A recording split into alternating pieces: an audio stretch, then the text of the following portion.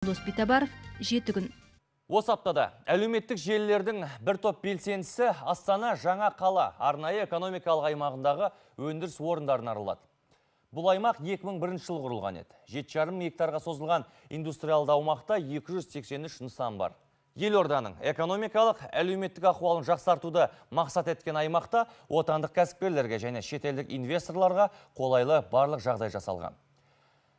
Біріншіден, олар 10 жыл бойы жер жарнасынан босатылады. Сондай-ақ арнайы экономикалық аймақта жүргізілетін құрылыс үшін қажетті құрал жабдықтарға қосымша құн салығын төлемейді. Тілшіміз Мақпал Мадиярова да блогерлермен бірге индустриалды аймақтағы өндіріс орындарын көріп қайтты. Астана жаңа қала арнайы экономикалық аймағындағы зауыттарды аралауға Астана, Алматы, Ақтөбе, Қарағанды, Өскеменнен 30 блогер жиналды. Блогтурдың беташарын Қазқұрылыс әйнек кәсіпорны ашты. Өз өнімдерінің сапасын, ерекшелігін дәлелдеу үшін зауыттың техникалық директоры әйнектерді аямады, сындырып та, лақтырып та көрсетті.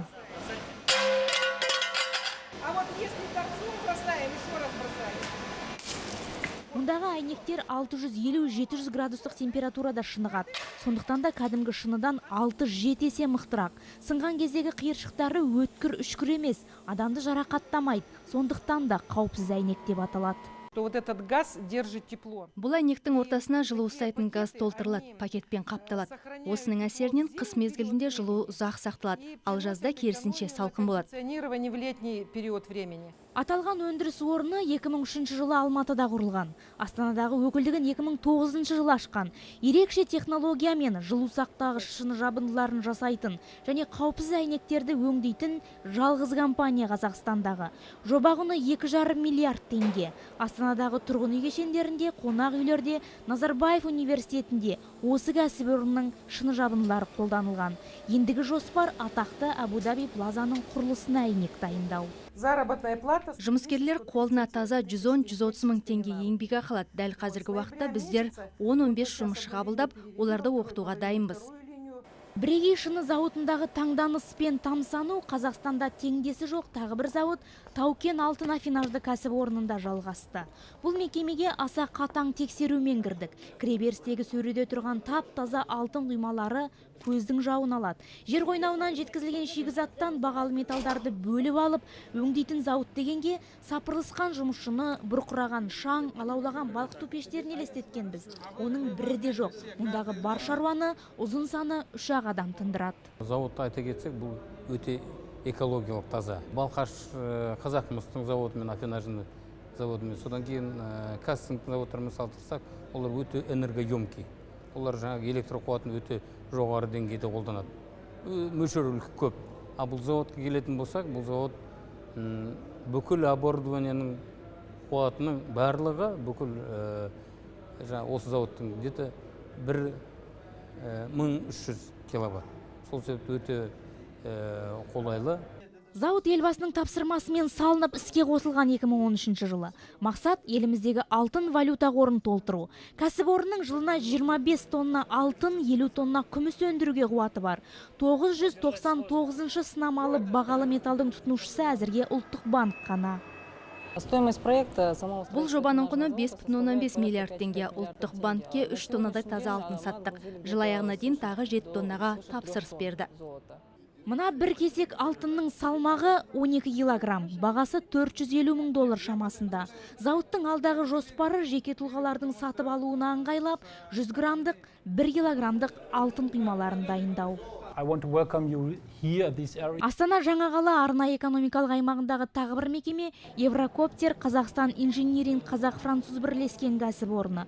Бұл да ЕС-415 тікұшағын құрастыратын еліміздегі жалғыз компания. Біз үшін Қазақстанда өкілдігіміздің болуы өте маңызды. Біз бірлесіп құрастырған ЕС-145 құқық қорғау органдарына адамдарды құтқаруға, медициналық іс-қимылдарды жүзеге асыруда пайдаланылды.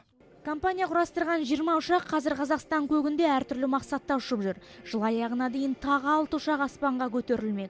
Ол алтаудың өзінде еленіп қойғандар бар екен. Мысалы, мына ұшақ төтенше жағдай кезінде құтқару жұмыстарын атқармақ. Бағасына келсек, бір тікұшақтың құны 6 миллион евро тұрады.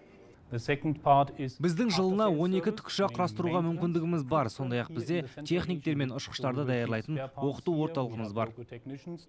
Тазалығы мен реттілігіне қарап кәсіпорын деуге қимайтын тағы бір мекеме Астана Солар фотоэлектрлі модульдерді өндіретін зауыт. Мұнда 100% қазақстандық кремний негізінде күн батареялар шығарылады. Зауыт техника қауіпсіздігі мен экологиялық нормалардың ең жоғары талаптарына сай келетін заманауи автоматтандырылған құралдармен жабдықталған. Мы даем заводскую гарантию. Біз өз өнімдерімізге 10 жылға кепілдік береміз. Сондай-ақ 25 жыл ішінде қуаттылығы 15%-дан артық төмендемейтініне де кепілдік береміз. Кәсіпорындағы фотоэлектрлі машиналардың жобалық қуаты 50 мегаваттқа тең. Астана аумағындағы осы зауытта дайындалған күн батареялары Қазақстанның ғана емес, Ресейдің де шалғайдағы ауылдарын, вақталық қалашықтарын электр энергиясымен қамтамасыз етіп отыр. Бұл модульдер экспо құрылысына да қолданылатын болады. Астана жаңа қала арнайы экономикалық аймағындағы бірегей тағы бір өндіріс орны түсті диодты энергиялық қуат көздерін өндіретін мекеме. Мұнда қазір ғылыми жұмыстар жүргізілуде. Әлемді бас шайқатар нәтижесін Экспо 2017 көрмесінде көресіздер дейді басшылары.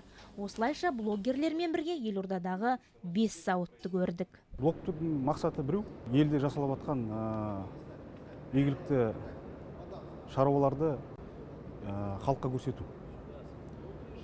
Біздің дамуымызды, біздің жетелеп алға шығып жатқан жетістіктерді көрсету.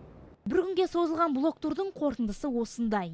Түйін елорданың индустриалды аймағындағы жұмыстар мемлекеттің әрбір жетістігіне қуана білетін азаматқа расымен мақтаныш, расымен қуаныш. Мақпал Мадиярова, Лилия Шаймарданова, Мейрамбек Ахмаханов, Астана, 7 күн. Өтіп бара жатқан апта осындай оқиғалармен есте қалды. Келесі сенбіде жүздескенше.